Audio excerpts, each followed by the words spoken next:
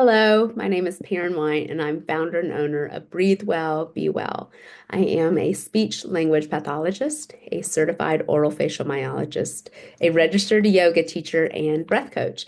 And today I'm going to talk to you about three very important topics. One, what is correct oral rest posture? Two, why does it matter? And three, what do we do about it?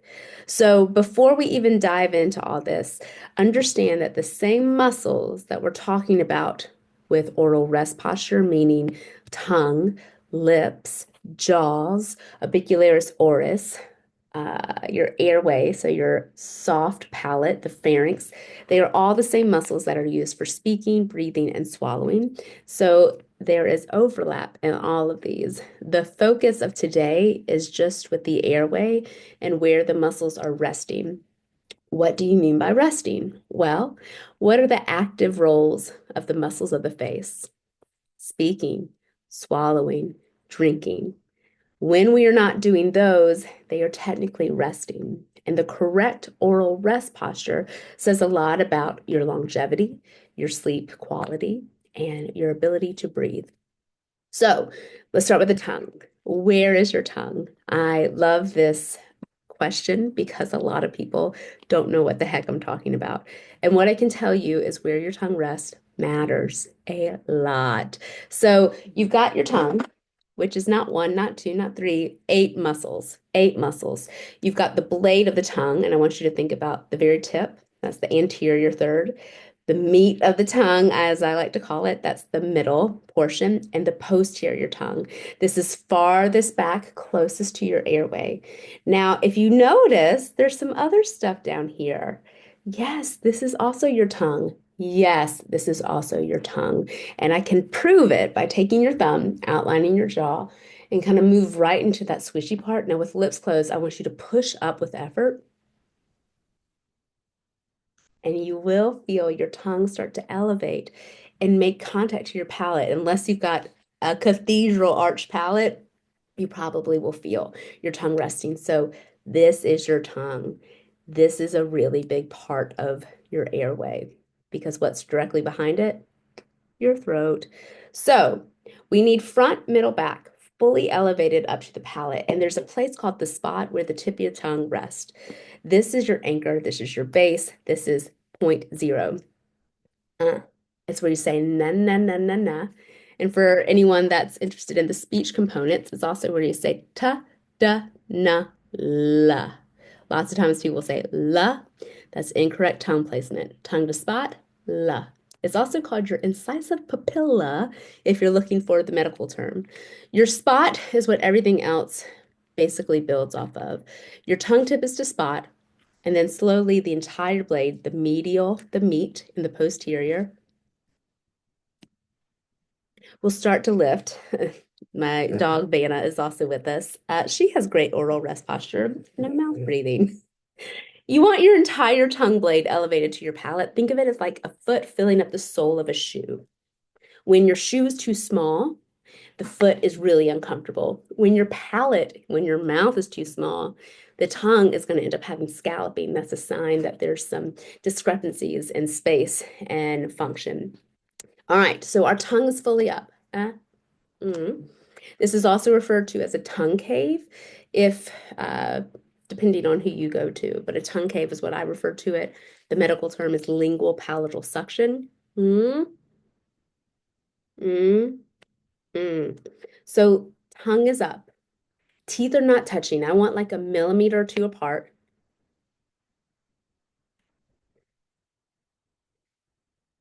Mm, mm.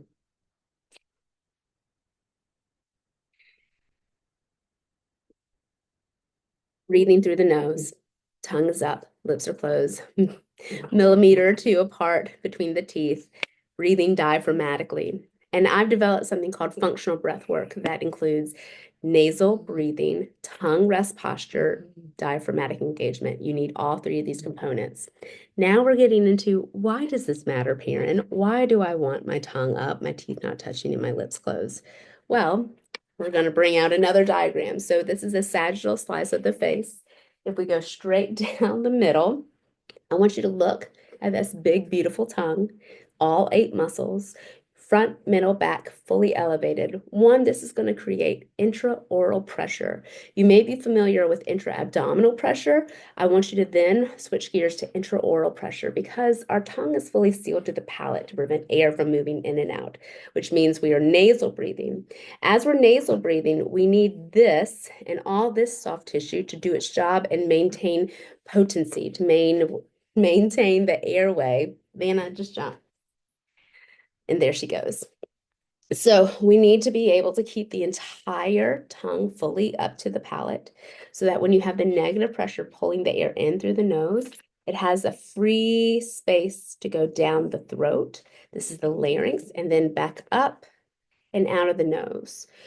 This is specifically crucial at night because most people are on their backs. And if you're on your back in a supine position, it's the end of the day. You're tired, you're unconscious. If your tongue does not have that proper oral rest pattern ingrained, so think of it as muscle memory. Well, it is muscle memory. That's when you get upper airway resistance. You get collapse. That's where you get sleep apnea. This is where the airway is compromised. And so what happens is one of two things. One, your mouth comes open, or two, your jaw starts to shift forward. That's called bruxism when you start grinding your teeth. So in the very essence of what are we trying to do with correct oral rest posture is trying to make sure all the real estate is open for business, to make sure you have the structures in place so that then you can get this proper gas exchange that's only happening in the nose. The mouth, you're getting all the toxins, all the environmental um, allergens. This actually starts to filter it out. This is also where you get nasal nitric oxide and you get adequate CO2, O2 gas exchange. Huge, huge, huge deal. Your CO2 tolerance, or how quickly your body starts to tell you it's time to breathe, it's time to breathe, is basically letting you know if you are hyperventilating or not. How fast you breathe is a huge indicator on your nervous system.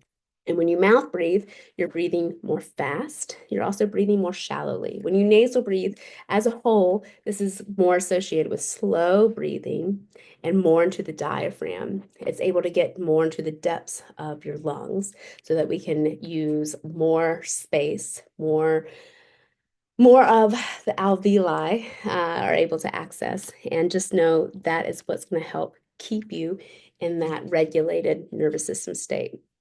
Also, where your tongue rests dictates the shape of your face. So you need 6 consistent hours of light pressure for teeth movement. This is why braces and retainers are useful. That's why they do their job, because they are on there with light pressure. Wherever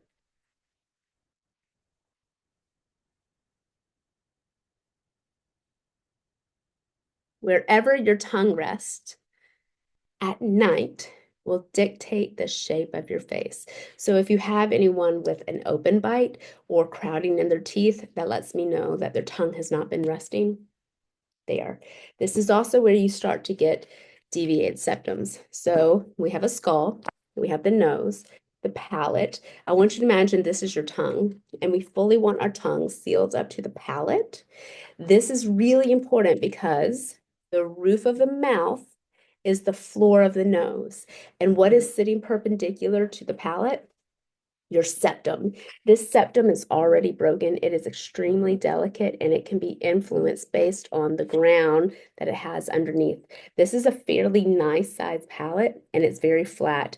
I do not see many of these. I see lots of arched, I see lots of narrow, I see lots of wonky noses as a result. I actually have already had my deviated septum fixed, but you can still see asymmetry in the nares. What also happens when there's minimized nasal airspace, partially due to a arched palate, you'll have nasal valve collapse. And you can check that by keeping your lips closed and then breathing in quickly through your nose. Not good. Makes it hard to nasal breathe. So the immediate solution to that is learn to breathe softer. So you're not trying to breathe with your nose, you're trying to breathe with your diaphragm. You're maintaining a yin attitude and a yang activity. Basically bring the softness back. don't work so hard, which brings me to another reminder.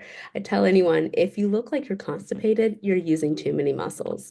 Really, there's so much compensation that happens when there's restriction of the tongue, when there's difficulty elevating the tongue, when we haven't been isolating movements.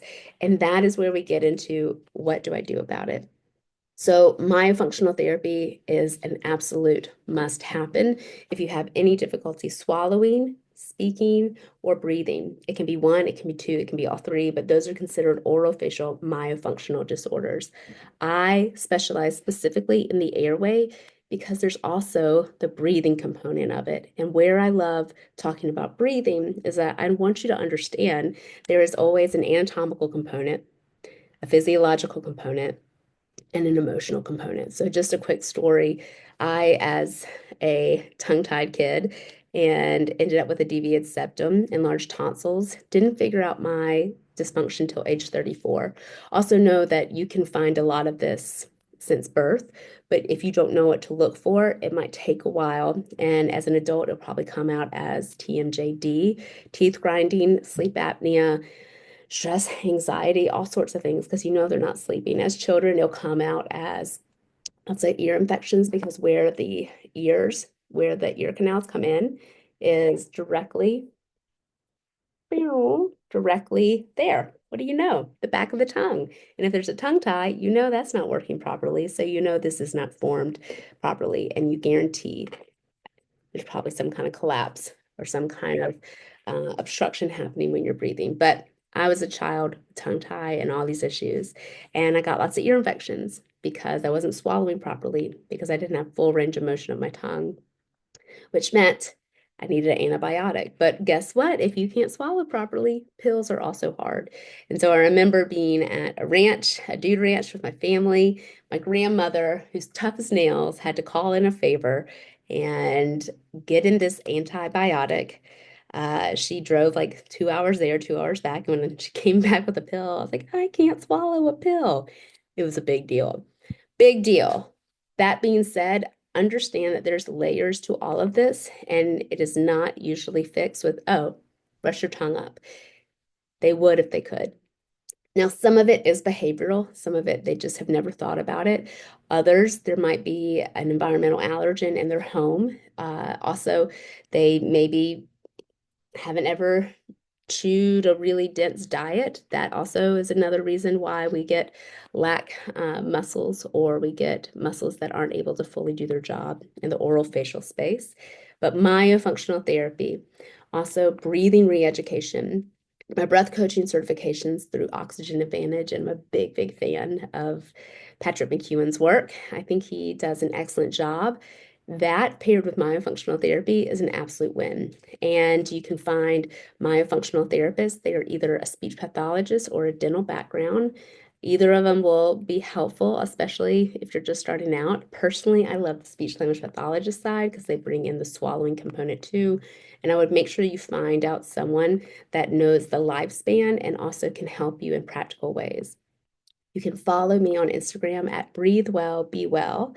Also, you can email me at Perrin, P like Paul, ERRIN, at breathewellbewell.info. And my website is breathewellbewell.info. Thank you so much for your time. Where is your tongue? And if it's not up, chop, chop, or click, click. Thanks so much. Have a great day. Bye.